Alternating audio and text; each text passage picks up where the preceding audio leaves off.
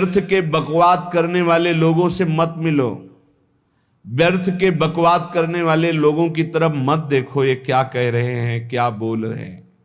और तुम भी व्यर्थ का बकवाद मत करो। अपने समय को कीमती मान करके निरंतर प्रिया प्रीतम का नाम जप करो, उनके गुण लीला गाओ, उनकी सेवा में रहो। कभी प्रपंच की बातें, कभी प्रतिष्ठा का चिंतन, कभी नाना प्रकार के मान सम्मान का चिंतन, ये घुसने ना पावे हृदय में। बहुत सावधान रहना चाहिए साधक को। ऐसी बातें देखो मत, ऐसी बातें सुनो मत जिससे तुम्हारा हृदय उद्विग्न होकर प्रभु का चिंतन छोड़ दे। बंद करो अभी। अन्य लोगों के संग का त्याग कर दो, जो भगवत विमुख वार्ता करते हैं, संत निंदा करते हैं, दूसरों की निंदा करते हैं। कुछ हाथ नहीं लगता, ये लोग दुर्गति को प्राप्त होने वाले हैं। भक्तन निंदा अति बुरी भूल करे जिन कोय, किए सुकृत बहु जन्म के छिन में दारे खोए। पर निंदा के किए ते नहीं आवत नहीं कछुआत, मूर्ख पर्वत पाप को ले चल अपने साथ। तो अलम कश्यापि संगत्या, ऐसा संग मत करो जिनके पास बैठने से भक्त निंदा, जन निंदा, भगवत निंदा हो। ऐसे से दूर रहो, अलम बंद कर दो ऐसे लोगों का संग। रात दिन हम श्यामा श्याम का नाम जप करेंगे, श्यामा श्याम के लीला गुण गाएंगे, श्यामा श्याम के ही धाम का शोभा का चिंतन करेंगे। जब तुम अपना जीवन श्यामा श्याम के चरणों में न्यौछावर कर दोगे तो पूरा भार श्यामा श्याम ले लेंगे और तुम्हारे हृदय में मस्ती आ जाएगी। जो ऐसा निश्चयी होता है, दृढ़ निश्चयी, उसके अंदर दृढ़ विश्वास, तो उसके हर समय भगवान की स्फूर्ति होती रहती है। भारी प्रतिकूलता में भी भगवान का सानिध्य अनुभव होता है। वो अनुकूलता में तो भगवान के दुलार को देखता है, लेकिन प्रतिकूलता में भगवान की विशेष कृपा को देखता है। ये संयोग, ये वियोग, संसार की ये द्वंद्वमयी वृत्तियां भक्तों के हृदय में नहीं चुभती। आए की हुज्जत नहीं, गए की तलाश नहीं, क्योंकि नित्य संयोग भगवत स्मृति के प्रभाव से प्रभु का रहता है। शोक, विषाद बहुत ध्यान देने योग्य विषय है। तभी लोगों को ऐसा लगता है कि ऐसा कैसे हो सकता है। भक्त के चरित्रों को जब सुनते तो लगता है ऐसा कैसे हो सकता है, ऐसी परिस्थिति में भी ऐसा कैसे हो सकता है। क्योंकि तुम मानसिक बुद्धि से युक्त हो और वो भागवतिक स्थिति से युक्त है, इसलिए तुम उसको पार पा ही नहीं सकते।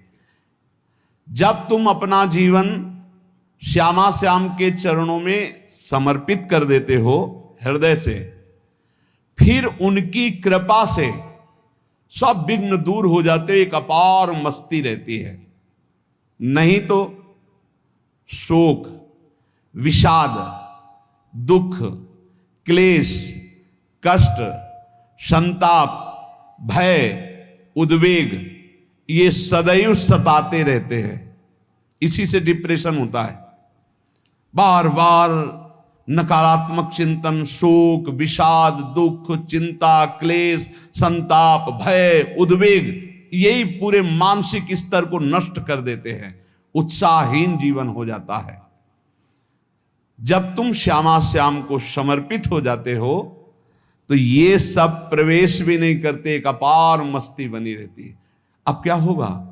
श्यामा श्याम जो करेंगे वही होगा। श्यामा श्याम पता नहीं कैसा करें, नहीं, वो सदैव मंगल भवन है, वो जो करते महामंगल होता है। यह निश्चय उपासक के हृदय में आ जाना चाहिए। इसलिए अपना सारा मन, सारी बुद्धि, सारा जीवन, प्रत्येक श्वास प्रभु को अर्पण कर दो, फिर देखो तुम निहाल हो जाओगे। दुख, शोक, विषाद, क्लेश, कष्ट, संताप, भय, उद्वेग, ये उसी को व्यापते हैं जिसने अपने जीवन को प्रभु के चरणों में अर्पित नहीं किया। इसलिए तुम अपना सारा मन, सारी बुद्धि, सारा जीवन, प्रत्येक श्वास केवल प्रभु को अर्पित कर दो, फिर देख लेना श्वास कैसे अर्पित की जाती, राधा राधा राधा। बुद्धि कैसे अर्पित की जाती, एकमात्र निश्चय कि भगवत सुख ही सुख है, ये जागतिक सुख सुख नहीं, ये दुख है, ये ऐसा दलदल है जिससे आज तक कोई नहीं निकल पाया। सारा मन, हम मन से केवल प्रभु का मनन करें, बार बार मन को संसार से हटा के नाम में, रूप में, लीला में, धाम में लगाएं। बहुत प्रसन्नता हो जाती है उस उपासक के हृदय में जो अपना मन बुद्धि प्रभु के चरणों में अर्पित कर देता। भगवान ने तो इसको बहुत उत्तम स्थिति बताया है कि मेरे से कभी वो अलग हो ही नहीं सकता यदि मन बुद्धि अर्पित कर दिया। मय्येव मन आधत्स्व मयि बुद्धिम निवेशय, तो निवश्य मय्येव अत ऊर्ध्वं न संशया, बिल्कुल संशय नहीं, वो मेरे में ही निवास करेगा जिसने मन और बुद्धि अपनी मेरे में अर्पित कर दी। बहुत प्रसन्नता रहेगी उस उपासक के जीवन में जो अपने आप को मन बुद्धि सहित प्रभु के चरणों में समर्पित कर दिया है। भगवान का आश्रय लेने वाले की पहचान है हर परिस्थिति में प्रसन्न रहना। देखो आप भगवद आश्रित हो कि नहीं, देखो अनुकूल परिस्थिति में तो सब प्रसन्न रहना, लेकिन प्रतिकूल परिस्थिति में प्रसन्न रहना ये भगवान के भक्तों का लक्षण है। हर परिस्थिति में प्रसन्न रहना ये भगवान के भक्तों का लक्षण है। आनंदगन भगवान का आश्रय मिलते ही आनंद छा जाता है हृदय में। उनके पास आनंद का अभाव होता ही नहीं है। जैसे सूर्य का प्रकाश उदय होते ही सूर्य का प्रकाश संपूर्ण अंधकार को नष्ट कर देता है, ऐसे ही भगवान का संपूर्ण आश्रय लेते ही सब दुख चिंता शोक नष्ट हो जाते, आनंद ही आनंद। तुम भगवान के मंगलमय रूप को नहीं जानते हो, पर उनके मंगलमय भाव को, विधान को मानना शुरू कर दो। जो भी होता है मंगलमय होता है। हमने जीवन में देखा है, अगर इधर कोई बहुत बड़ा सुख दिया तो देर नहीं लगेगी, 24 घंटे नहीं व्यतीत होंगे और ऐसे दुख दे देंगे, जिससे दोनों का समान भाव रख करके ना दुख में तुम भूलो प्रभु को, ना सुख में फूलो, सीधे भगवत मार्ग में चल। पूरे जीवन की बात देखा है। भगवान के मंगल विधान में सदा सर्वदा सुख ही सुख है, इस बात को मान के प्रसन्न हो जाओ।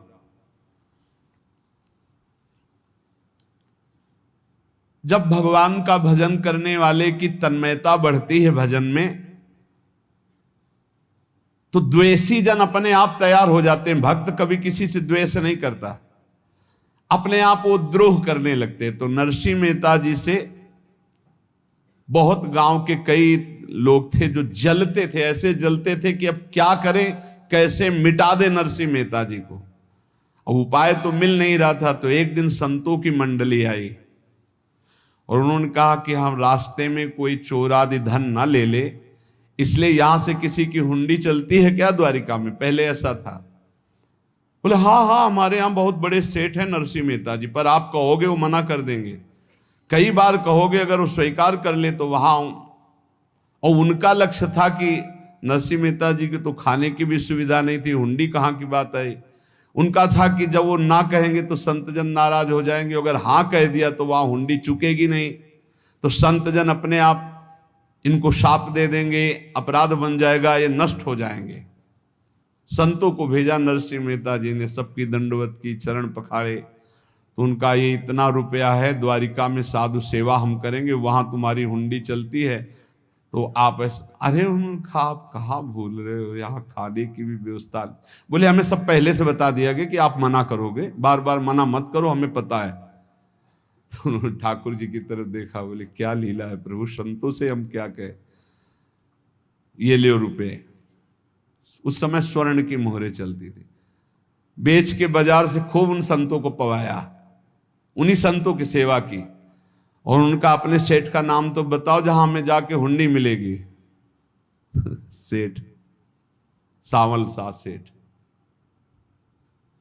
संत जन गए वहां, पूछा कि नरसिंह मेहता जी का जिन सेठ से परिचय, उनका नाम सावल शाह सेठ, उनकी गद्दी कहाँ है?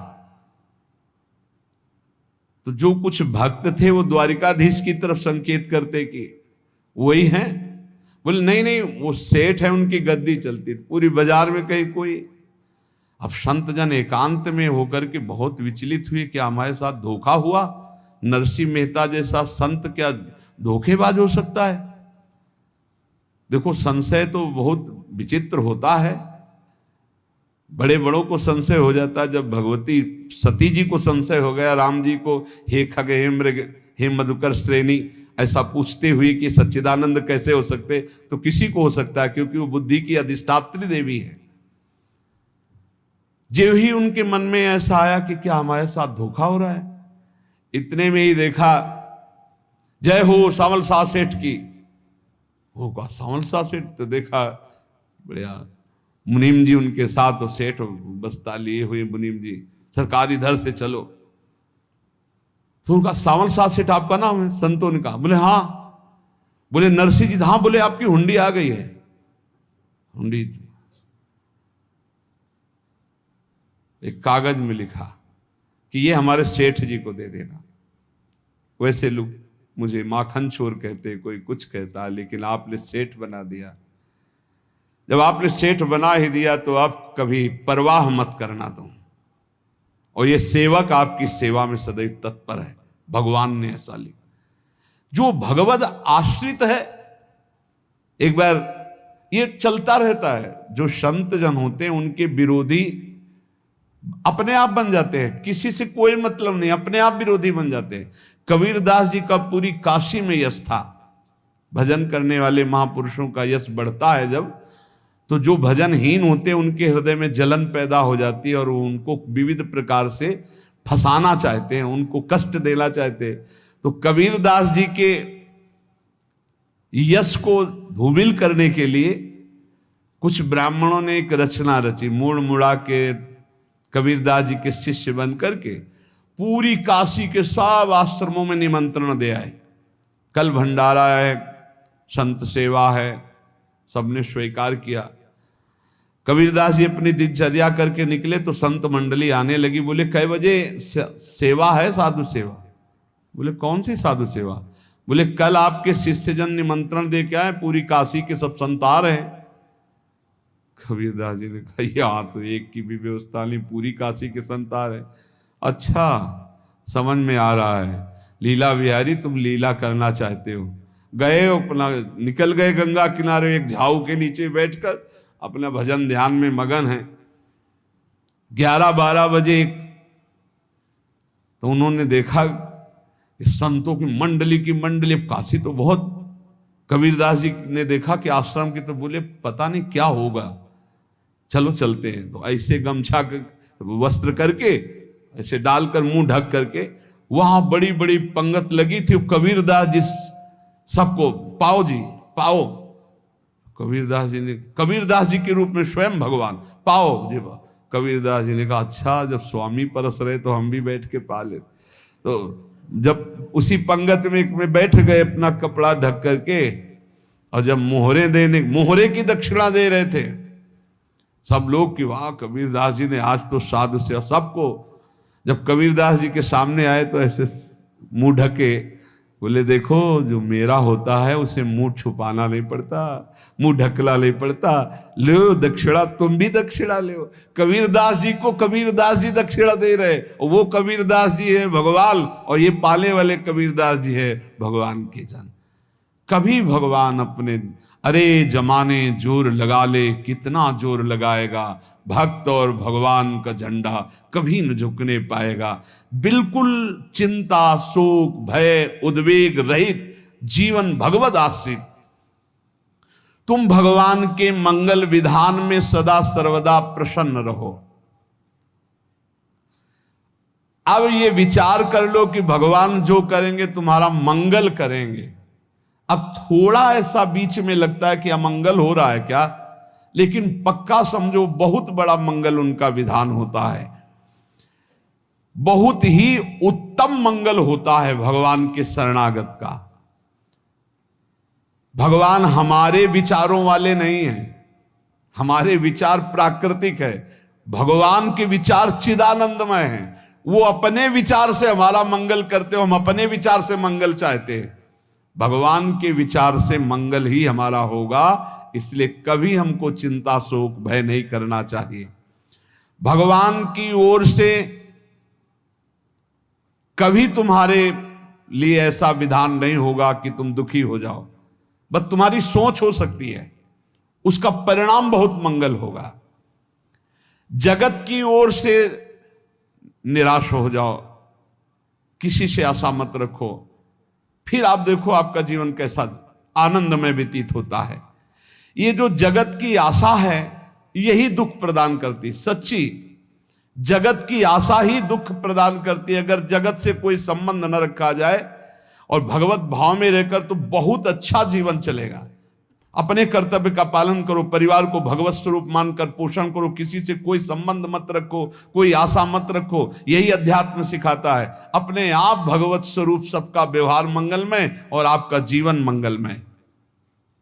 अपने घर में ऐसे रहो जैसे किसी अतिथि के घर में रह जाता है, चलना है, यहां से जाना है। कौन रहता है अपने घर में अतिथि की भांति? भगवान का भक्त। जाना है यहां से, अपनी प्रिया प्रीतम के पास जाना। ये हमारा घर नहीं है, यहां तो हम समय व्यतीत कर रहे हैं, अपनी आयु व्यतीत कर रहे हैं भगवत आराधना करते हुए। हमें जाना है प्रिया प्रीतम के पास। वास्तविक घर भगवान का धाम है हमारा, वास्तविक घर वाले प्रभु हैं हमारे। जो नित्य सच्चिदानंद भगवान के चरणों में अपने चित्त को समर्पित करता रहता है, उसको यह अनुभव होने लगता है कि बड़ी कृपा है हमारे ऊपर, भगवान की बड़ी कृपा है हमारे ऊपर।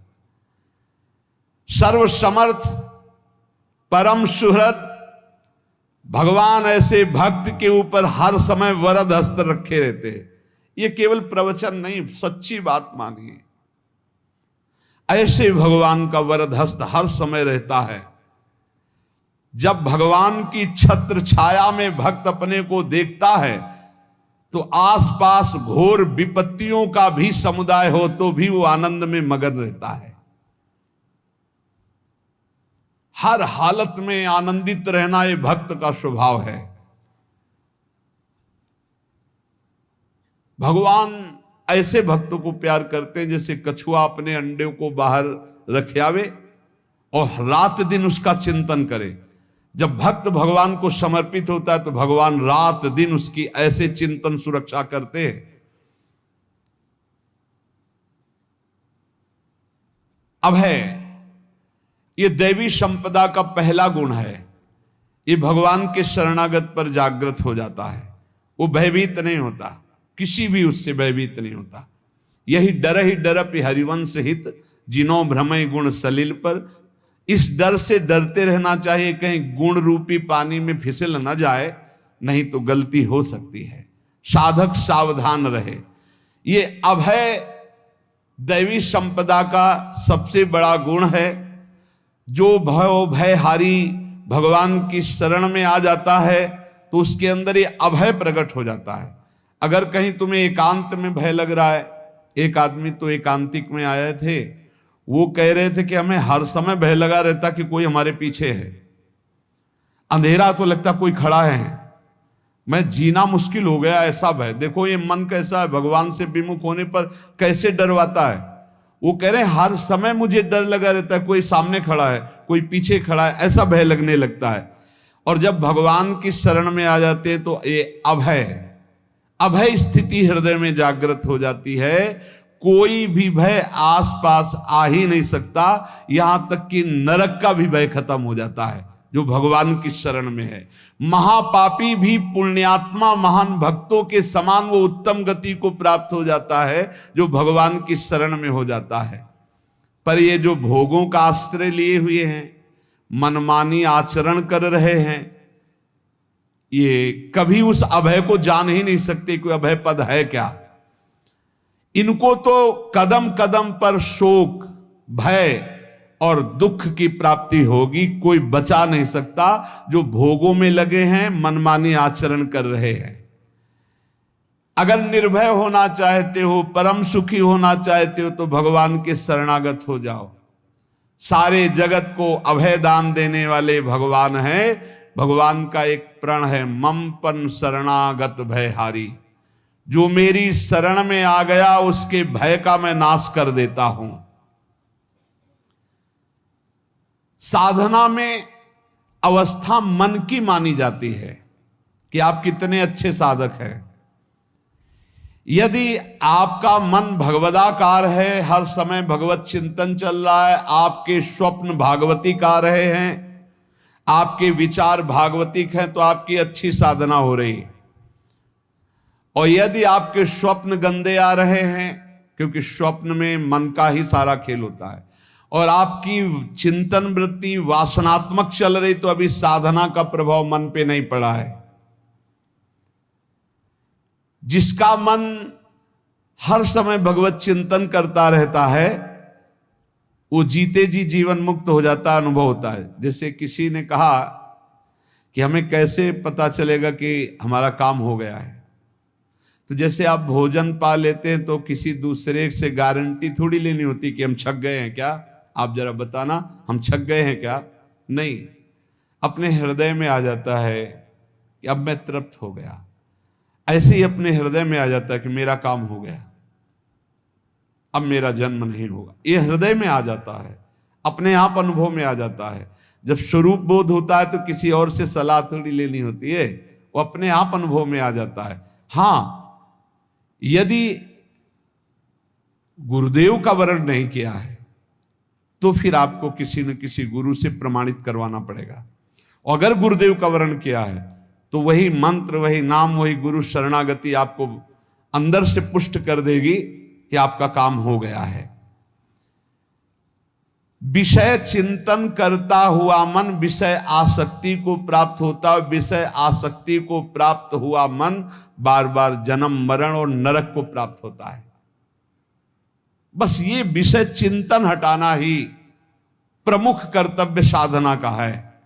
बार बार मन को विषयों से हटा करके प्रभु के नाम में लगाओ, प्रभु के रूप में लगाओ, प्रभु की लीला में लगाओ। जहां भगवान प्रकट होते हैं वहां परमानंद की बाढ़ आती है। पर ये ध्यान रखें, गुलाब का फूल कांटों में खिलता है, उसकी सुगंध लेनी, फूल लेना है तो कांटों से बचाकर। ऐसे ही जब आप भगवत चिंतन के लिए चलेंगे तो आपका चिंतन चुराने के लिए माया विविध नाटक करेगी, कांटे फैलाएगी। कोई तुम्हारी निंदा करेगा, कोई अपमान करेगा, कोई उपहास करेगा, तुम्हारी अव्यवस्था हो सकती है, तुम्हारी परिस्थिति बहुत भयावह हो सकती है। इन परिस्थितियों में भी भगवत चिंतन का तार ना टूटने पावे तो आगे गुलाब का फूल है। जैसे कांटे से बचाकर गुलाब का फूल लेते हैं और भगवद अर्पित करके सौरभ का सुख लेते हैं, ऐसे ही भगवान के प्रेमानंद का अनुभव करने के लिए संसार के कांटों से बचना होगा। और खिलेगा यही फूल संसार में ही, मनुष्य देह में, और योनियों में नहीं। भगवत प्राप्ति स्वर्ग में नहीं होगी, इसी मृत्यु लोक में होगी। पहले मन नहीं लगता भगवत चिंतन में, भगवत चिंतन जबरदस्ती करना पड़ता है। भगवत चिंतन जे ही प्रारंभ करोगे ते ही बहुत बाढ़ आ जाएगी पाप चिंतन की।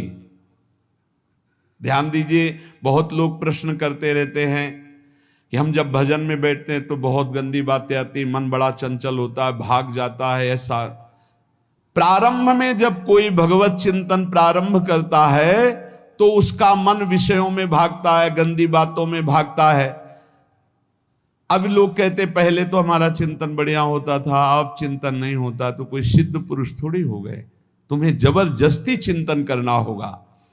जगत के प्राणी में जहां मन जाए तो इसमें भी भगवान, पदार्थ में मन जाए तो उसमें भी भगवान। जहां जहां मन जाए वहां वहां भगवान देखो, या मन को हटाकर नाम मंत्र में लगाओ। ऐसे भगवत स्मृति जागृत की जाती, बार बार प्रयास करना होता है। कई लोग ये प्रश्न करते हैं कि हमसे बड़े पाप हो गए तो क्या हमें भगवान की प्राप्ति हो जाएगी? तो यहां कह रहे हैं भगवान किसी के पूर्व जीवन को नहीं देखते हैं, वर्तमान के भजन को देखते हैं। पकड़ो इस बात को।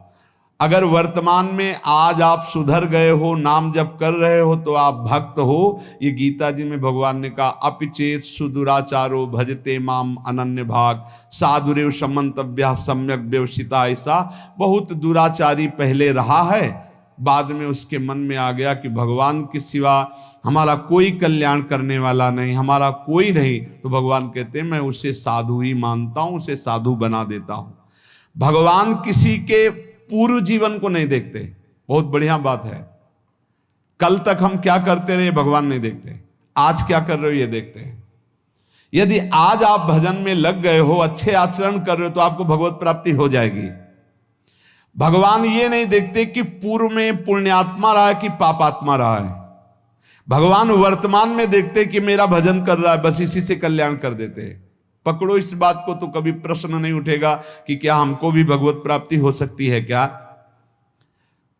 हमारा मन यदि श्री भगवान को चाहने लगे तो श्री भगवान हमारे मन में ही आकर बस जाएंगे। भगवान की रूप माधुरी में मन डूबने लगेगा।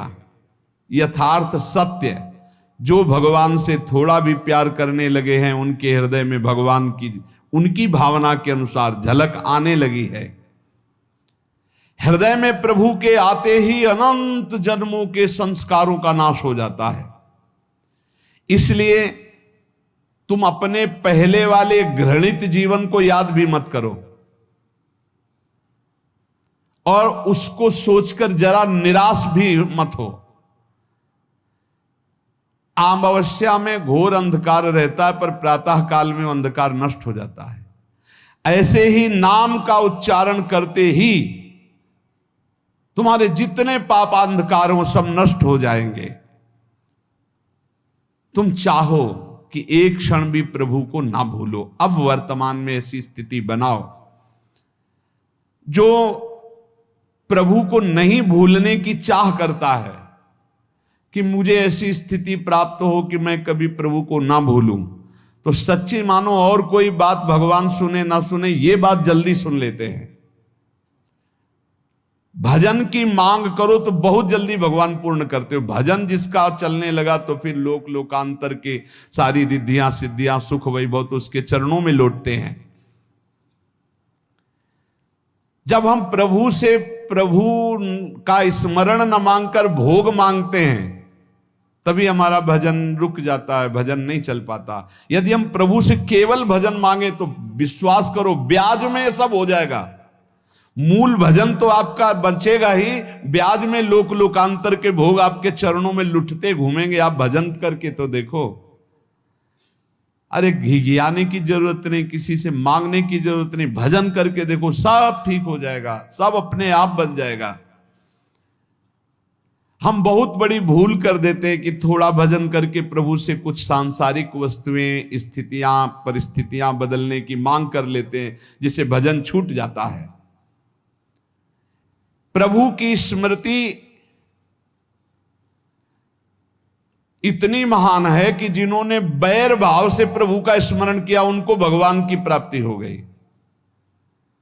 जैसे कंस आदि भगवान से बैर ही तो रखते थे, लेकिन भगवान की स्मृति रहती थी। स्मृति ने उनको भगवत प्राप्ति करा दी। स्मृति में महान सुख है, पर वो जब भक्ति रस से युक्त स्मृति होती तब माधुर्य रस, प्रेम रस का अनुभव होता है। कल्याण तो वैर भाव से स्मरण करने वालों को भी प्राप्त हो गया।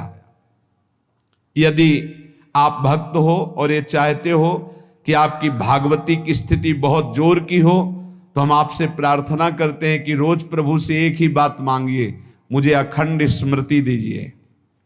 अर्जुन जी को पूरी गीता जी सुनने के बाद यही मिला, नष्टो मोहा स्मृति लब्ध्वा। स्मृति, प्रभु आप हम पे ऐसी कृपा कर दो कि हमारे हृदय में किसी और व्यक्ति, वस्तु, स्थान की स्मृति न रह जाए, केवल आपकी स्मृति रह जाए। ये चाह भगवान बहुत जल्दी पूर्ण कर देते हैं यदि उपासक हृदय से ये बात मांगे। भगवान की कृपा से ही ऐसा हो सकता है कि अखंड स्मृति ये कर्म फल से नहीं मिलती है। प्रभु के प्रति निर्भर होकर जो दैन्यता पूर्वक प्रभु से मांगता है और हर समय अभ्यास करता रहता है भगवत स्मरण का, उसको ये स्मृति मिलती है। और स्मृति मिल गई तो इससे बड़ी कोई स्थिति नहीं, हर समय भगवान का स्मरण। प्रभु से मन प्रतिपल नया नया स्वाद लेकर के आसक्त होता रहता है, नवम नवम। प्रभु कभी बासी नहीं होते। जैसे किसी व्यक्ति को देखो तो देखते देखते मन हट जाएगा कि देख लिया बहुत सुंदर है, ठीक है, लेकिन वो एक दिन मन हट जाएगा। और प्रभु की सुंदरता नवम नवम है, प्रभु के नाम का स्वाद नवम नवम है, प्रभु की लीला का स्वाद नवम नवम है, प्रभु के धाम की शोभा नवम नवम है।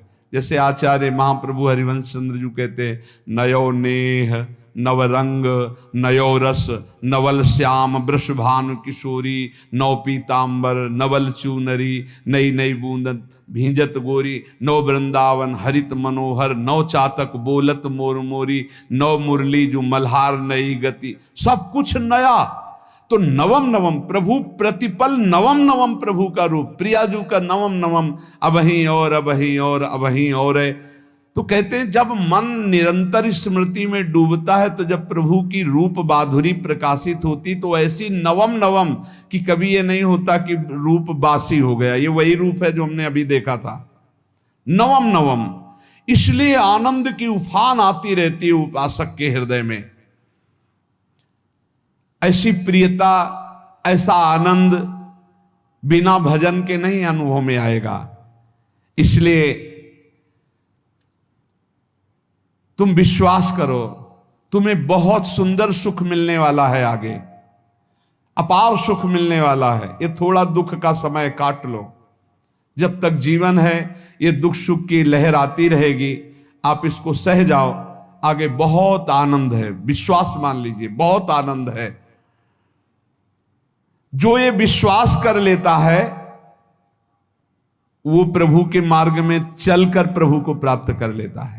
नहीं तो इतने रोड़े हैं कि आप ऊब जाओगे, बहुत रोड़े हैं।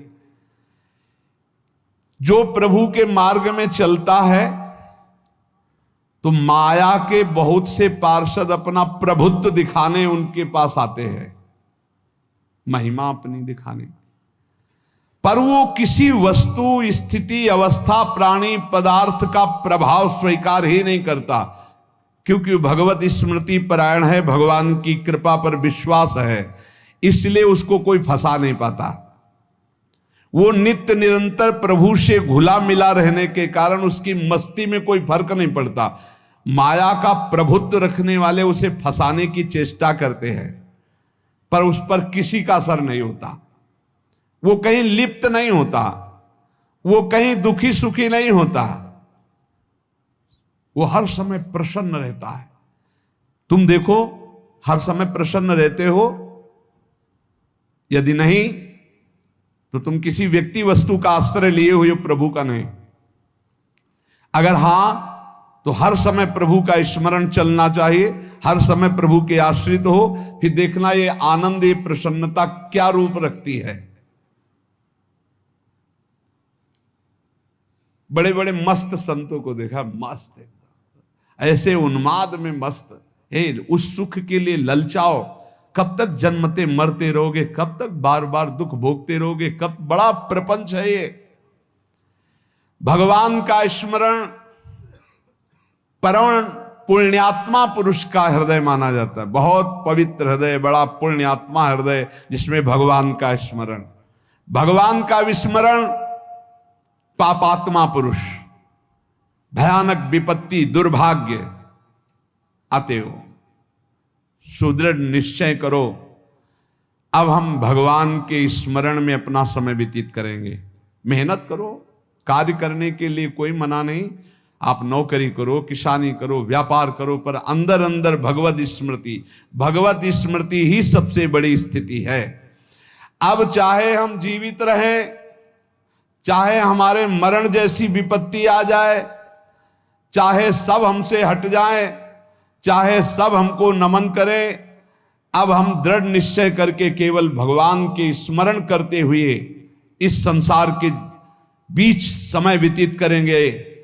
अब हम चूकने वाले नहीं। ये नियम लीजिए, चाहे जीवन रहे या ना रहे, चाहे मरण जैसा कष्ट आ जाए, चाहे सब वियोग हो जाए, सब चले जाए, चाहे सब संयोग हो जाए, सब नमन करें, अब हम प्रभु का स्मरण